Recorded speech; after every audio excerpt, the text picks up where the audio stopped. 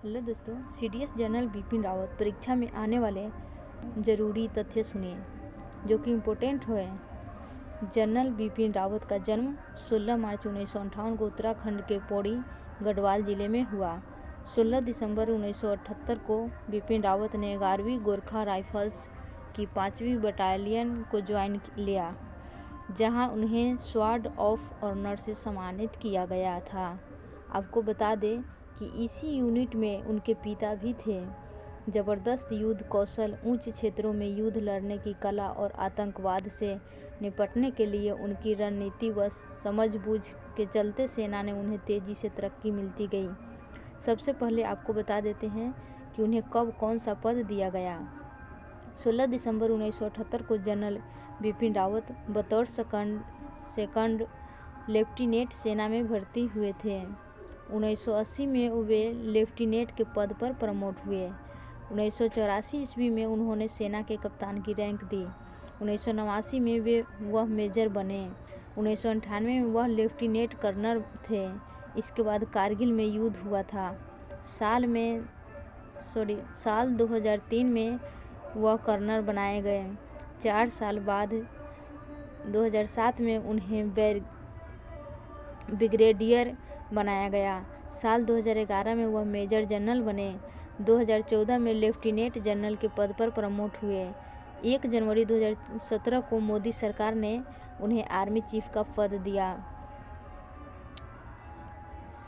सैन्य करियर ने बिपिन रावत 1 जनवरी 2016 को साउदर्न कमांड ने general officer commanding in chief बने। इसके बाद कुछ महीनों बाद ही 1 सितंबर 2016 को उन्हें भारतीय सेना का vice chief of army staff बनाया गया।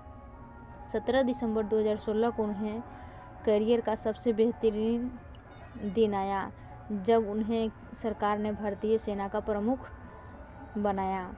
जनरल बिपिन रावत देश के 27वें सेना प्रमुख बने और 31 दिसंबर 2019 को इस पद से रिटायर हुए। इसके बाद 1 जनवरी 2020 में जनरल बिपिन रावत को देश का पहला चीफ ऑफ डिफेंस स्टाफ यानी सीडीएस नियुक्त किया गया। आपको बता दें कि वे गोरखा रेजिमेंट में आने वाले तीसरे ऐसे अफसर थे जिन्हें सेना प्रमुख बनाया गया। इससे पहले फील्ड मार्शल सैम मानेकशा और दलबीर सिंह सुहाग इस रेजिमेंट से चीफ ऑफ आर्मी स्टाफ बने थे। राष्ट्रीय सुरक्षा के मसले पर जनरल रावत ने कई लेख लिखे जो कई पत्रिकाओं तथा प्रकाशनों में प्रकाशित हुए।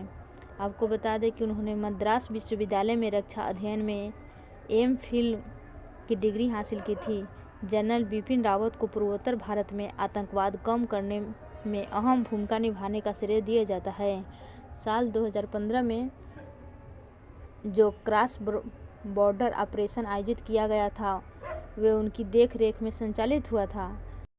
इस ऑपरेशन में सेना ने NSCNK के आतंकियों को करारा जवाब दिया था। जनरल रावत वर्ष 2016 की उस सर्जिकल स्ट्राइक योजना का भी हिस्सा थे जिसमें भारतीय सेना LOC को पार POK तक चली गई थी और पाकिस्तान के बालाकोट में जैश-ए-मोहम्मद के आतंकी शिविर पर एयर स्ट्राइक की थी। जनरल रावत को ऊंचाई वाले युद्ध क्षेत्र और आतंकवाद रोधी अभियानों में कमान संभालने का 10 साल का अनुभव था। उन्होंने पूर्वी क्षेत्र में एक इन्फैंट्री बटालियन के साथ साथ राष्ट्रीय राइफल्स सेक्टर और कश्मीरी घाटी में एक इन्फैंट्री डिवीजन का भी कमान संभाली थी। रक्षा सेवा स्टाफ कॉलेज वेलिंगटन और राष्ट्रीय रक्षा कॉलेज पाठ्यक्रम के पूर्व छात्र रहे। जनरल बिपिन रावत ने सेना में रहते हुए भी करीब 4 दशक तक देश की सेवा की। इस दौरान उन्होंने वीरता और विशिष्ट सेवाओं के लिए कई बहादुरी पुरस्कारों में नवाजा गया। इन्हें परम विशिष्ट सेवा मेडल, उत्तर युद्ध सेवा मेडल, अति विशिष्ट सेवा मेडल, युद्ध सेवा मेडल, सेना मेडल, कई अन्य सम्मान